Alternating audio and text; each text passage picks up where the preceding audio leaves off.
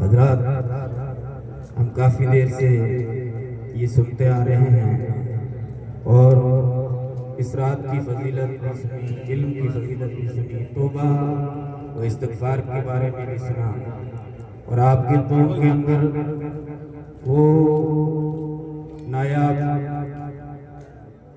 چیزیں، وہ نایاب ہیرے چھپے ہوئے ہیں جن کو دوسری جگہ قدر ہوتی ہے مگر اپنوں کے اندر قدر نہیں ہوتی، اس لیے یہ چمک نہیں پاتے ہیں۔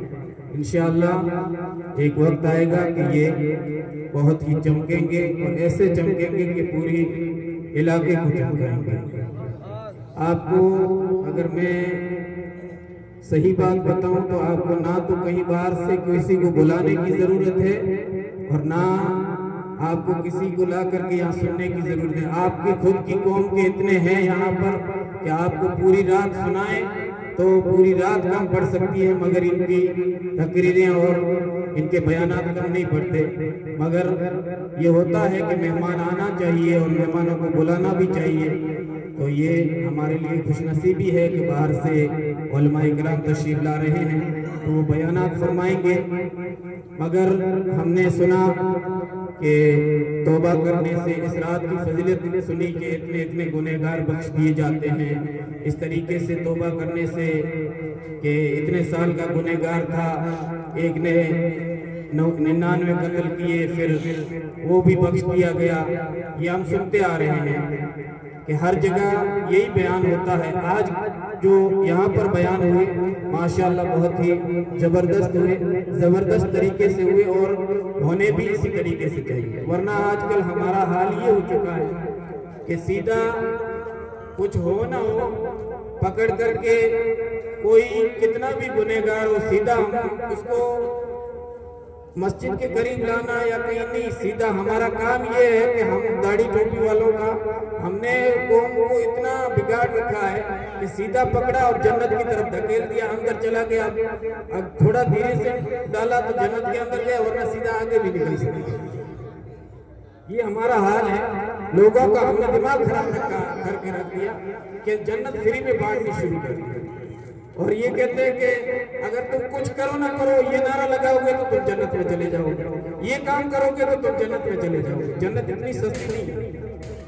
آپ نے سنا ہوگا کہ ایک ہوتا ہے حقوق اللہ اور ایک ہوتا ہے حقوق العباد۔ ایک بندے پر اللہ کا حق ہوتا ہے، ایک بندے کا بندے پر حق ہوتا ہے۔ حقوق اللہ کیا ہے؟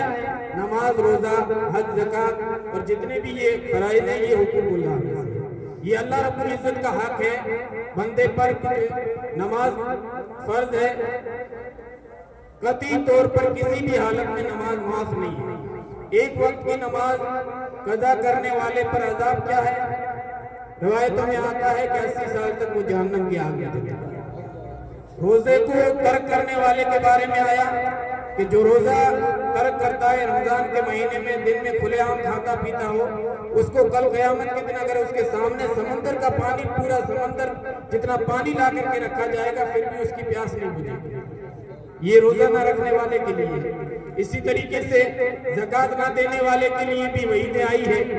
یہ جو چیزیں ہیں یہ ہے حقوق اللہ، یعنی اللہ کا حق بندے پر۔ یہ بندے کو توبہ کرے، بندہ جب توبہ کرتا ہے تو ہو سکتا ہے کہ رب تبارک و تعالیٰ اسے اپنی رحمت سے معاف فرما دے، اور ہمیں امید بھی ہے کہ ہم گنہگار ہیں، رب تبارک و تعالیٰ ہمیں ضرور معاف فرمائے گا۔ مگر ایک چیز ہوتی ہے حقوق العباد، بندے کا حق بندے پر۔ اگر ہم نے کسی کو تکلیف دی، ہم نے کسی کا دل دکھایا، ہم نے کسی کو پریشان کیا، اور پھر ہم دل کے اندر خیال کریں کہ مسجد کے اندر جا کر کے بیٹھ جائیں، ماں باپ کو ستاتے رہیں اور مسجد میں جا کر کے عبادت و ریاضت کرتے رہیں، کبھی معاف نہیں کیے جائیں گے جب تک کہ ماں باپ اسے معاف نہ کریں۔ ہم اپنے بھائی کو پریشان کرتے رہیں، اپنے بھائی سے زندگی پر لڑتے رہیں، اور پھر دل کے اندر خیال کریں کہ تہجد پڑھ کر کے دعا کریں کہ وہ دعا کبھی قبول نہیں ہوگی جب تک کہ ہم اپنے بھائی کا حق کھا کر کے بیٹھے حق نہیں دیں گے تو کبھی معاف نہیں۔ ماں باپ کی نافرمانی کرنے والا، ماں باپ کا نافرمان اگر حتیم کے اندر مر جائے، حتیم وہ جگہ ہے جو کعبے کا حصہ ہے، اگر وہاں بھی مر جائے گا جب تک کہ ماں باپ واپس نہیں کروایا۔ تو اس لیے ضرورت اس بات کی ہے کہ ہم اپنے والدین کا ادب کرنا سیکھیں، اپنے بھائی کا ادب کرنا سیکھیں، اپنے بھائی کے حقوق کو جانیں۔ والدین کی دعا بہت بڑی ہوتی ہے۔ والدین، ماں جنت بھی ہے جہنم بھی ہے، باپ جنت بھی ہے جہنم بھی ہے۔ اگر ماں کو راضی کر دیا تو وہ اولاد کے حق میں جنت ہے، اور ماں ناراض ہو گئی تو وہ اولاد حق میں جہنم۔ اس لیے ہم یہ دل میں خیال نہ کریں کہ ہم ایک رات کے اندر بخشے جائیں گے۔ ہاں، ہمیں امید ہے کہ رب کی ذات ہمیں معاف فرما دے گی، مگر سب سے پہلی ضرورت اس بات کی ہے کہ ہم اپنے والدین کا ادب کرنا سیکھیں، اپنے والدین کی عزت و تعظیم کرنا سیکھیں، انشاءاللہ تب معاف ہوگا۔ والدین ناراض ہیں، ماں رو رہی ہے، باپ رو رہا ہے، بھائی بھائی سے ناراض ہے، اور پھر یہاں آ کر کے مسجدوں کے اندر عبادت و ریاضت میں لگ جاتے ہیں، اور وہاں جا کر کے کچیڑیوں میں بھائی کی زمین کھا کر کے بیٹھا ہے، اور یہاں آ کر کے عبادت کرتا ہے، اور ایسا لگتا ہے کہ کہاں گئے تھے صاحب، حج کر کے آیا ہوں، حج کیسے کیا وہ پتہ نہیں ہے، بھائی کا حق ماں کر کے گیا تھا یا بھائی کا حق ادا کر کے گیا تھا وہ پتہ نہیں تھا، مگر اسی طریقے سے آ کر کے حج کر کے آ گیا، حاجی بن گیا۔ اب ایک حاجی صاحب دوسرے حاجی صاحب سے ملتے ہیں، من ترا حاجی بھی کوئی، تم مرا حاجی بھی کوئی، میں تجھ کو حاجی کہتا ہوں، تو مجھے حاجی کہتا۔ یہ چیزیں ہوتی ہے۔ ضرورت اس بات کی ہے کہ ہم اپنے آپ کو سدھاریں، اپنی قوم کو سدھارنے کی کوشش کریں۔ خدا نے آج تک اس قوم کی حالت نہیں بدلی، نہ ہو احساس جس کو اپنی حالت کے بدلنے کا۔ والدین کی دعا بہت بڑی ہوتی ہے۔ آپ نے بارہا سنا ہوگا، حضرت موسیٰ علیہ نبینا علیہ السلام نے رب تبارک و تعالیٰ کی بارگاہ میں عرض کی، یا اللہ، میں اپنے جنت کے ساتھی کو دیکھنا چاہتا ہوں، میرا جنت کا ساتھی کون ہے، میرے ساتھ کون رہے گا جنت میں؟ اللہ رب العزت نے ارشاد فرمایا، موسیٰ فلاں جگہ پر چلے جاؤ، شہر کے اندر فلاں علاقے کا قصاب ہے، وہ تمہارا ساتھی ہے، وہ تمہاری برادری کا تھا۔ فلاں علاقے کے اندر چلے جاؤ، فلاں جگہ کا قصاب ہے، وہ قصائی، وہ تمہارا جنت کا ساتھی ہے۔ حضرت موسیٰ علیہ السلام اس کی دکان پر گئے، بیٹھے تو دیکھا کہ وہ دن بھر لوگوں کے ساتھ گالی گلوچ بھی کرتا ہے، تھوڑا جھڑک بھی دیتا ہے، لوگوں کو جھڑک بھی دیتا ہے، لوگوں سے اچھے سے بات بھی نہیں کرتا، دن بھر بیٹھے رہے۔ حضرت موسیٰ علیہ السلام نے دل میں خیال کیا کہ یہ کوئی عبادت تو نہیں کرتا ہوا مجھے دکھا۔ رب تبارک و تعالیٰ نے فرمایا کہ یہ میرا جنت کا ساتھی ہے، یہ کیسے ہو سکتا ہے؟ حضرت موسیٰ علیہ السلام نے دل میں خیال کیا کہ ہو سکتا ہے کہ یہ رات میں کوئی عبادت کرتا ہو۔ جب یہ سب لوگ اپنی دکانیں بند کر کے جانے لگے تو اس صاحب نے بھی اپنی دکان بند کر کے گھر کی طرف روانہ ہونے لگے۔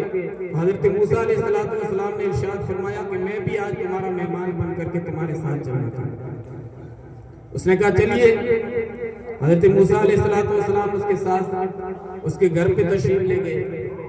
اب وہاں گھر جا کر کے جب اس نے کھانا بنایا، اور کھانا بنانے کے بعد اس مہمان حضرت موسیٰ علیہ السلام سے اس نے عرض کی کہ آپ تھوڑی دیر کے لیے بیٹھیں، میری بوڑھی ماں ہے، میں پہلے اس کو کھانا کھلا دوں، بعد میں آپ کو کھلاؤں گا۔ وہ ماں بوڑھی تھی جس کے منہ کے اندر دانت نہیں تھے، اس نے روٹی چبا چبا کر کے نرم کی اور اپنی ماں کے منہ کے اندر دیتا، اور اس نے اس طریقے سے اپنی ماں کی خدمت کی، ماں کو کھانا کھلایا۔ اور جب ماں کو کھانا کھلا کر کے فری ہوا، جب وہ بیٹا اندر گیا، ماں نے دعا کی، یا اللہ، میں اپنے بیٹے سے بہت خوش ہوں، اس کو کل قیامت کے دن اپنے نبی حضرت موسیٰ علیہ السلام کے ساتھ ہوگا، اس کو جنت میں حضرت موسیٰ علیہ السلام کا ساتھی بنانا۔ تو یہ دعا تھی ماں کی، جس کی وجہ سے اس گنہگار کو، جس کی بظاہر کوئی نیکی نہیں تھی، مگر اس نے اپنی ماں کو راضی کیا تھا، اس لیے رب تبارک و تعالیٰ نے اس کو حضرت موسیٰ علیہ السلام کا ساتھی بنایا جنت میں۔ ہمیں ضرورت اس بات کی ہے کہ ہم کسی کی بھی خدمت کریں، ہم کسی کا بھی ادب کریں، احترام کریں۔ اسلام کسی کو بے عزتی کرنے کی اجازت نہیں دیتا، سب کی عزت کرنے کی اجازت دیتا ہے، مگر سب سے بڑا اگر کسی کی عزت سب سے زیادہ کرنی ہے تو اپنے والدین کی عزت کرنا سیکھیں، اپنے والدین کو راضی کرنا سیکھیں۔ اگر ماں باپ راضی ہے تو رب کی ذات راضی ہے، اور اگر ماں باپ ناراض ہے تو کبھی بھی کوئی دنیا، ساری دنیا آپ سے راضی ہو جائے گا مگر رب تبارک و تعالیٰ آپ سے راضی نہیں۔ اس لیے ان باتوں کو سنیں تو ضرور اس پر عمل کرنے کی کوشش کریں، اپنے والدین کو رلانے کی کوشش نہ کریں، بلکہ اپنے والدین کے ساتھ ایسا اچھا سلوک کریں کہ کم سے کم اپنے والدین کو تھوڑا سا راضی کریں کہ ماں کے چہرے کو اگر کوئی بندہ ایک مرتبہ محبت کے ساتھ دیکھتا ہے تو رب تبارک و تعالیٰ ایک حج مقبول کا ثواب عطا فرماتا ہے۔ حج مقبول اسے کہتے ہیں کہ جو حاجی یہاں سے جاتا ہے، پیسے خرچ کرتا ہے اور اتنے پیسے خرچ کرنے کے بعد حج کر کے آتا ہے، اس کا پتہ نہیں ہے کہ اس کا حج قبول ہوا ہے یا نہیں ہوا، یہ رب تبارک و تعالیٰ کی ذات جانتی، مگر ماں کے چہرے کو دیکھنے سے رب تبارک و تعالیٰ ایک حج مقبول کا ثواب ضرور عطا فرماتا ہے۔ تو اس لیے ہمیں ضرورت اس بات کی ہے کہ اپنے والدین کو راضی کریں، اپنے والدین کو، اور آج کل میں یہ نہیں کہوں گا کہ اپنے والدین کو راضی کریں یا اپنے والدین کو اٹھا کر کے گھومیں۔ آج کا حال یہ ہے کہ میں صرف اتنا کہتا ہوں اپنی نوجوان بھائیوں سے کہ کم سے کم اگر آپ اپنے والدین کو راضی نہیں کر سکتے ہیں تو نہ کریں، مگر ان کا دل نہ دکھائیں، ان کو پریشان نہ کریں، ان کو اپنے حال پر چھوڑ دیں۔ آج ہمارا حال یہ ہے کہ ہم اپنے والدین کا عزت تو کیا خاک کریں گے، ہم اپنے والدین کو طرح طرح کی پریشانیاں دیتے رہتے ہیں۔ کہیں سے چوری کر کے آ گیا، ماں باپ پریشان ہے، ماں باپ کو گالی دلاتا ہے، تو کم سے کم اپنے والدین کو سکھ نہیں دے سکتے تو دکھ تو نہ دلائیں۔ اس لیے ضرورت اس بات کی ہے کہ ہم اپنے آپ کو سدھارنے کی کوشش کریں۔ جب اپنے سدھریں گے تو انشاءاللہ معاشرہ سدھرے گا۔ یہ اسلام کے اندر جو یہ دوسرے کمیونٹی کے جو لوگ ہوتے ہیں، یہ اسلام پڑھ کر کے آپ کے ساتھ میں نہیں آئیں گے۔ آپ کو یہ نہیں ہوگا کہ یہ لوگ آج کتاب لے کر کے پڑھیں گے اور دیکھیں گے کہ اسلام کیا تھا۔ یہ اسلام آپ کو دکھائے گا، آپ کو دیکھ کر کے دیکھیں گے کہ مسلمان کیسے ہے اور اسلام کیسا ہے۔ آپ کا آئینہ، آپ آئینہ ہے، جب آئینہ دیکھیں گے تو پتہ چلے گا۔ اب آئینہ ایسا کالا کلوٹا اور داڑھی منڈا دیکھے گا، جھوٹ چوری کرتا ہوا دکھے گا، تو پھر ان کو کیا پتہ چلے گا کہ اسلام کیا ہے۔ اسلام کی خوبصورتی یہ ہے کہ آپ کو اسلام کے سانچے کے اندر ڈال لیں، انشاءاللہ ہر وہ شخص دیکھے گا کہ یہ کوئی عام بندہ نہیں ہے، مصطفیٰ کریم صلی اللہ علیہ وسلم کا غلام آ رہا ہے۔ اللہ رب العزت کہنے سننے سے زیادہ عمل کی توفیق عطا فرمائے۔ استغفر اللہ ربی من کل ذنب و اتوب الیہ۔